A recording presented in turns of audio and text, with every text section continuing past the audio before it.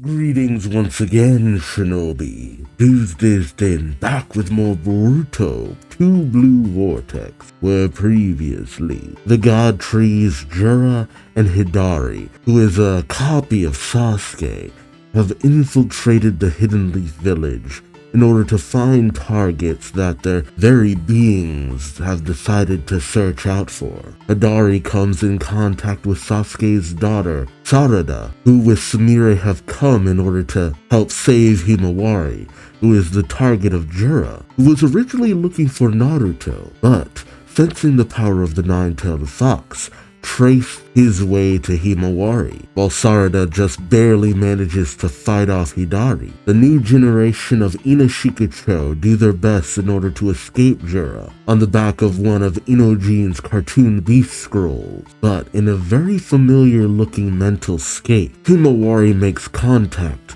with a kernel of the nine-tailed fox, something we never really got to see because usually it was the Jinchuriki who we saw end up dying with the tailed beast extracted. But something that was brought up back in the days of Naruto was that the tailed beasts don't actually die should you kill the host. The tailed beasts will reincarnate someplace else, sometimes usually in another being. It's just that it usually takes some time for this to happen. So maybe because of Himawari's bloodline, maybe because of the nature of her being the child of a Jinchuriki, maybe fate. But Kurama was reincarnated within Himawari, and while this does not give her unlimited power, she's gonna need to tap into it to some degree. As Jura manages to fell Inojin's cartoon beast, Himawari tries to fight back, but is easily overpowered, and in the process of trying to save Himawari, Inojin is impaled by one of Jura's trees. Seeing her friends injured in an attempt to save her, a very familiar moment is undergone. Himawari is able to unleash the initial power of the tailed beast, and much like her grandmother before her hair takes on the resemblance of the nine-tailed fox. But this power is not unlimited. Though it may give Himawari a boost, it does not guarantee victory. It is only through the god trees' want to understand humanity that they have made it this far. So will this be enough to save them? Join me as I find out, won't you? Alright, Boruto 2 Blue Vortex, Chapter 11. True Power, with Hidari on the cover, technically getting that Sasuke love in a manner of speaking, as Himawari erupts from the tree that Jura had tried to imprison her in and absorb her. She steps out of it, hair still flowing back like the tails of one of the beasts. Jura turns, saying, "I'm sure this can be attributed to the nine-tails chakra, but what is this?" Shikadai and Chocho look on stunned, with Shikadai calling out to Himawari. Himawari turns with a purpose and starts to walk, something that shocks Shikadai, as he thinks, "I thought that leg was broken. It's healed?" "Oh yes, baby. Tailed beast power." Himawari goes over to the tree spike that Inojin is impaled on, and her hair, kinda freaky, honestly. See, Naruto should have grew out his hair. An interesting little ability here, as Himawari uses her hair to remove Inojin from the spike, much to Shikadai's shock. And Jura just gotta let this happen. As Himawari sets Inojin down, a weird energy envelops him. Shikadai goes dashing over, saying, "Hey, be careful." But then he notices the point where Inojin was impaled has been healed. Shikadai looks down stunned, questioning his wound. "It's closed?" Himawari turns away, saying, "I'm not sure if it's fixed properly. Get him to the hospital quickly." Choto is still dumbfounded, but Shikadai asks, "Hey, what the heck is this power you've got?" Himawari eyes down Jura, saying, "I'm not sure either, but it must be what he's interested in. I'm going to confirm it now." Chocho asks, "Confirm? Hima, what are you planning?" Himawari, still a little bit worried and nervous about what is about to come, says, "I'm going to take him down, otherwise it's the end for all of us. You guys get away now. Considering that he's only after me, you should be safe as long as you don't try to interfere. Hurry." Chocho begins to say, but Shikadai calls out to her to stop. Chocho turns to him. Shikadai begins to grab a hold of Inojin, saying, "Let's go. We're just in the way." especially with Energen in tow. While Chocho begins to shout at Shikadai, Shikadai tells her, calm down and think about it. This is a battle we have little chance of winning, so we gotta minimize our losses. This is what Himawari is saying. Yeah, it was one thing when you guys were the only way that she was able to be protected, but at this point, it's better that she protects herself. Jura says, a wise decision, Shikadai Nara. I shall remember your name. Let's meet again someday. Chocho is dumbfounded, saying, no way. I cannot accept you fighting him alone. But Himawari tells her, I'm not comfortable with it either, but if I have this power, I want to carry out the responsibility that comes with it. Ooh, dang. This kind of shows why Boruto couldn't have the tailed beast, because those words at this age would not have come out of Boruto's mouth. Then again, considering what she knows about her father and all that, Himawari has always had a lot more respect for the nine-tailed fox than anyone else, and a deep love for it too, which is why so many people clued in that she'd probably get the fox powers. Himawari tells her, because I feel that's what Dad and Big Bro would do. Chocho slowly closes her eyes, no words to say, but then tells her, well, you promised we'd go together to that new pancake house when it opens. Himawari says, I haven't forgotten. I love pancakes. Oh god. Shikadai then tells her, Chocho, come on, and they dash away, leaving Himawari behind. Himawari steps forward, ready to confront Jura. Jura, looking down on her, says, I know that you're not complete idiot, which is why it's incomprehensible what it is that drastically lowers your judgment ability again and again. Yeah, you gotta love a villain who's just like, I don't understand why you're doing what you're doing. Himawari continues her approach as Jura continues on, saying, Inujin Yamanaka essentially brought about his own destruction by foolishly not heeding my repeated warnings and engaging in an exceedingly reckless behavior that clearly lacked rationality. Himawari continues her silent approach. Ashura says, but while I do not understand it, it seems that something has caught fire in you. Is it just coincidence? Or is there some correlation? And Himawari just says, shut up, and then decks him in the stomach with enough force that the ground beneath Jura starts to collapse, and he must pull his hands out of his pocket. Himawari then goes in with her other hand, and this manages to knock Jura back. Quite a ways, too. Himawari then readies herself as Jura comes flying out of the debris that he was knocked into, and then goes racing towards Himawari. Ooh, I love it. I love it. You then see her hair start to form around her head, and as she opens her mouth, she starts to create a tailed beast bomb. Jura stops in midair, and with his eye he does the same. A crater forms as Himawari launches her ball, and Jura does the same. The two meet, clash, impact, and explode. The explosion catches the attention of Shikadai and Chocho. Shikadai turning and questioning if Himawari is okay, as Himawari stands her ground. Jura just falls out of the air, landing, saying, now this is a surprise. Not only do you have the power, but you can also control a bijou ball. Even given Ninetales' power as a prerequisite, I'm extremely curious about how you managed to undergo such rapid advancement. Because she's the child of the main protagonist. That's essentially what it boils down to. Also, like I've said before, she doesn't carry a lot of the baggage that Naruto did. She's essentially got all the power of the nine-tailed fox, but the kind of coexistence that Killer Bee had, where he had none of the hang-up. Given enough time, she'll be able to go into the cloak mode like it's nothing. Jura says, but even more so, and Himawari notices as Jura immediately rushes her. Ooh, he went in for the headbutt. Dang! Himawari is knocked back, skipping along the ground. He managed to regain her footing, but notices too late that Jura is right above her, and Jura kicks her into the ground hard. As Himawari is cratered, Jura lands, saying, this is a first. I've decided to release just a little bit. You've made me want to test my true power. Yeah, I kind of saw this coming. It's just like, yeah, Himawari with tailed beast abilities, it's just like, yeah, she's gonna be pretty powerful. She's not beating this dude. she is not beating this dude.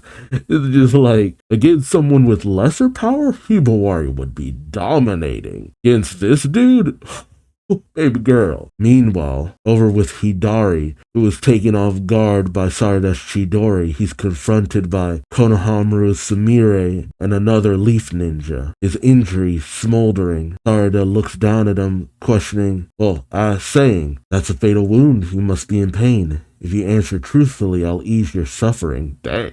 It's like, I'll ease your suffering. Who are you? Why can you use the Chidori? Hidari then simply sinks into a claw mark in the ground, and then much to Sarada's shock, he comes back out. And then they did notice the place where his injury was. The other leaf ninja says, "Hey, his wound is healed." Much to everyone's shock, Hidari says, those eyes of yours, Jura told me about them. They're Sharingan, aren't they? Sarada questions Jura. Hidari continues on saying, "Chidori, is that what the attack I used is called? I wondered why it was so hard to control. But it seems that eyes like yours are needed to master it." Oh yes, gosh, he learned that one the hard way. Sarada then questions, "What is up with this guy?" Konohamaru then chimes in saying, "He never answered your questions. Who are you? Or rather, what is your connection to Sasuke Uchiha?" Sarada is taken off guard by this question, and Hidari responds, "Who? I don't know who that is. You keep throwing ridiculous questions at me." I mean, dude, it's not that ridiculous. Hidari says, "Who am I? I'm trying to figure that out. That's why I came to Konoha." Sumire then comes to a realization and calls out, "Master Konohamaru, protect Sarada." Konohamaru responds, "What?" As everyone turns to her, Sumire says, "His target is Sarada. I know it, but it's too late." No one had noticed that Hidari had slipped his hand into his pocket, which is not a pocket at all. As a claw mark forms underneath Sarada's feet, Hidari's hand reaches out and uses a lightning technique in order to stun her. Sarada cries out in pain. Konohamaru calls out to Sarada, and the other leaf ninja calls Hidari a bastard. He goes to use Earth Style, but without missing a beat, Hidari then uses a fireball jutsu to incinerate the dude. The ninja cries out in pain as Sumire goes over to the literally shocked Sarada, calling out to her. Konohamaru shouts, "Damn it," and forms a Rasengan, trying to go in on Hidari, but Hidari, using the claw marks, flips past Konohamaru and behind him. Konohamaru does manage to notice that Hidari's behind him, but Hidari has already formed a Chidori, going in for the strike. Ooh, okay. Konohamaru uses Wind Style, Rasen Barricade. Oh, he formed a new Rasengan ability. And while it does manage to disperse the damage that the Chidori would have done, it still sends Konohamaru flying. Like, there's still enough impact on that, but where it's just like, he didn't die, but he didn't make it out unscathed. What I think is a Sensory Corps member we've seen just kind of sees it going down, and he's just like, yep. Nope. He just shirks back from doing anything, to which I can't blame him. Like, shows he's kind of a wuss, but at the same time, he's watched people better than him get taken down. While Sumire is trying to get Sarada to come to her senses, shouting, "Sarada, hang in there, Sarada!" He's suddenly hit by a lightning-style jutsu, incapacitating her and knocking her out. Sumire, we could have really used a Nue here. Although I'm not sure if that exists in this continuity. Sarada, who is conscious but is not in great shape, can only think, "Can't move my body," as Hidari closes in on her. Meanwhile, Jura is still proceeding to beat up the little girl. He just backhands her in the face. But Hidari holds her ground. Jura uses the tiniest of beast balls, delivering a massive impact to Hidari's side, which causes her to fall to the ground crying out in pain. And though her wound heals, it doesn't mean the pain wasn't still there. As Juro watches her writhe on the ground, he says, what astounding healing power. Far beyond human or Jinchuriki level. Something almost like what we Bijou possess. Meanwhile, Himawari's just, I feel like I keep calling her Hidari. Between Himawari and Hidari, it keeps getting jumbled, I'm sorry. But Himawari is gasping for air. While Jura continues to monologue, saying, "You are getting quite weak. It's natural. No matter how much you heal your injuries, you can't escape the corresponding chakra expenditure. Understandable. And it's like, just because you can heal doesn't mean that you have the ability to heal indefinitely. Meanwhile, in the mental scape, Kurama says, he's a bigger monster than I expected. Definitely not someone you can do something about solely with high potential. I hate to say it, but we're totally outmatched. Yeah, both sides need some backup. Would have liked it if Sarada was able to hold her own at least a little bit more, but it ain't really Sarada's show, nor is it Himawari's. Meanwhile, in the skies above the Leaf Village, Kawaki and Delta are flying through the skies. Delta says to Kawaki, "Hey, could you listen without getting mad? This guy just beat the crap out of you, so what's the point of going there?" Listen, you know he's gonna get mad no matter what. Kawaki says, "'Cause I can't not go. I'll do whatever I can," which is actually an admirable statement. Delta then asks, "That's my point. What can you do?" And while I feel that Kawaki was about to say something very rude, something flies past him at incredible speeds. It's Boruto, the guy who's better than everyone at this point. Much to Kawaki's surprise, as he zooms in on the place where Jura is beating up Himawari at this point. Jura notices a little too late as Boruto just comes flying in, grabs his sister, pieces out. I gotta give it to him. He's just like, "Yeah, I don't want that smoke. I'm out." And he just flies off. Or at least it looks like he flies off. But I feel like he'd prioritize saving Himawari no matter what. Meanwhile, with Hidari, he holds out his hand saying, "I have no idea what I am. I now have no idea who I am." And as his arm forms into a tree that starts to consume Sarada, he says, "But somehow, the one thing I did know about from the get-go is you, Sarada Uchiha. So I ask you, who are you? What will I gain if I devour you?" And as Sarada is consumed more and more, he then notices on a power line right above Hidari, is a toad holding a very cube-like object. Meanwhile, with Boruto, the toad in his cloak says, "In position. Sarada Uchiha's location is confirmed. The symbol is square." Boruto, still flying through the air, then does a hand sign, still carrying Himawari. He says, "Flying Raijin Jutsu." And then suddenly, Boruto is right above Hidari, much to Sarada's shock. Boruto, still carrying Himawari, pulls out his sword, cuts off Hidari's tree arm, saving Sarada from being consumed. Much to the shock of Hidari, Konohamaru, and the random ninja who wasn't burning to death. Boruto arrives on the scene in the middle of Hidari and Sarada. And Jura, left out of things, simply says, "You crafty thing," while Hidari calls out, "Otsutsuki Boruto." And Boruto turns to face Hidari. A good chapter, all things considered. Well, it's gonna get some people riled up over it. "Oh, Himawari has so much potential, yada yada yada yada." There's obviously something special about Himawari, just like there was something special about Naruto. Because once we got to the latter part of Shippuden, it's like, chosen one, chosen one, chosen one. So I'm not mad at it. Not to mention, yeah, Himawari was able to bust out things that Naruto wasn't, but again, Naruto didn't even know about the tailed beast inside of him. And he had to basically fight the fox for chakra. Himawari's mainline in that shit. And she's still not powerful. Like, I have to emphasize that.